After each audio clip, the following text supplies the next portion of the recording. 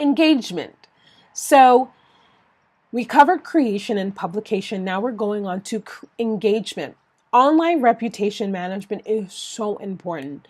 Every single day or every week per se, you should constantly be putting your hashtags, or you should be going on Google to see what your online reputation is, because one thing can tarnish it. I remember working with a client, and someone got her brand confused with someone completely different, and it was so simple. It was based on like a .net thing, like hers was .com and the other company was .net. And I was so sad because out of nowhere, it was like on some ripoff report something, or some bad negative thing. And it was completely opposite in what it took her 6 months to resolve that. Because what happens was that the company that she saw this on, they told her that if she would have seen this within the first 30 days, that they would have been able to kind of retract and put it on pause and investigate a little bit more. But because it was past 30 days, there was going to be a really long process, and she might not even be able to ever get that off. Imagine you being on the front page of Google saying that you're a ripoff and you're a scam and you're all this. How would that make you feel? Think about it.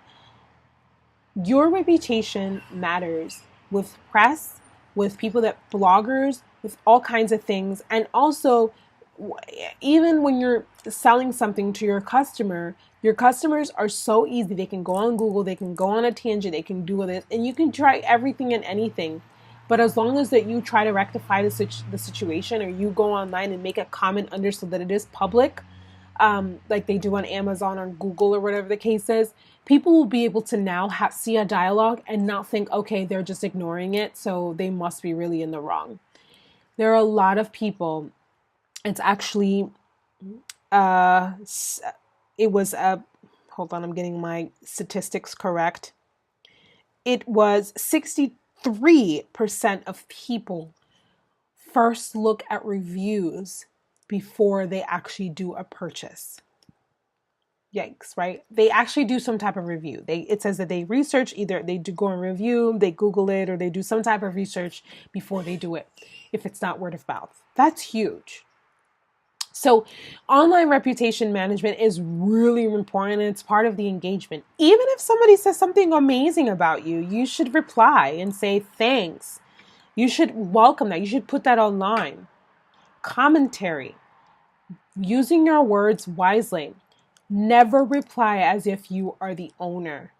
Always reply. If you have an assistant, go ahead and have them reply. But if you reply like if you were the assistant for whatever the case, because you don't want it to come off that it's a personal thing.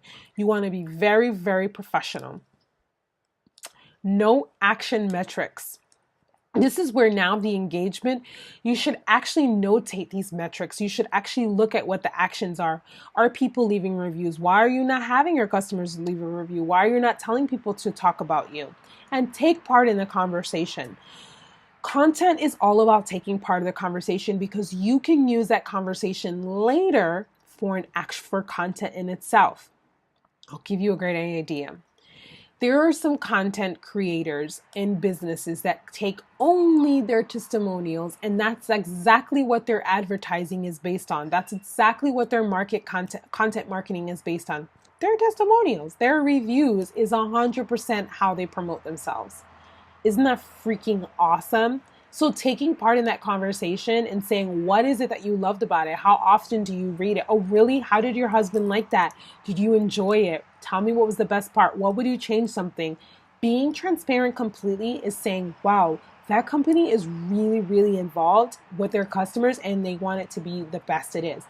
People will pour their energy to leaving something and having a conversation with you, even if they had a really not good experience and you created the dialogue with them. They're going to be like, wow, they took responsibility about that. I'm going to try them again. We sent an order. We have a customer who is a frequent shopper with us, and it was my fault, actually. It felt so horrible. But she ordered within the same day. She ordered twice. I think she forgot something. And I didn't realize that the second order, it was for a different shipping address. I was totally in the wrong. When I realized that it was going to her PO box and not her home or her office or wherever it was, I felt so horrible. I felt so horrible. I messed up. Oh, she was so cool about it, because I wouldn't have been cool about it. But she was so cool about it. But not only did we rectify the situation and really being the human tracking device for it, but we were able to really tell her we apologize, and not just by giving her stuff, just adding value, having a conversation. And it was really good to understand that she didn't even sweat it, because when she got her product, she was just like, oh, you guys are the best. So my point is that taking part in that conversation is crucial, because you can use that content in itself for your own marketing adjustment. Assess your audience, align your content, make changes, repeat the process. This is actually the learning part of your content. If you're not learning from the content that you're putting and the communication that you're having, then there's a problem.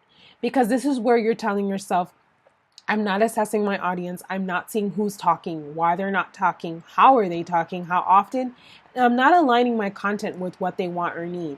If you're seeing people are replying to content and they're buying the opposite product, and that wasn't your purpose, then it's time for you to align your content and make changes so that you can repeat the process. And if something doesn't work, take it out. And I'm not saying right away. You align it, and if you keep doing it and it doesn't work, that means don't keep doing the same thing, because guess what? It's not going to make any sense for you.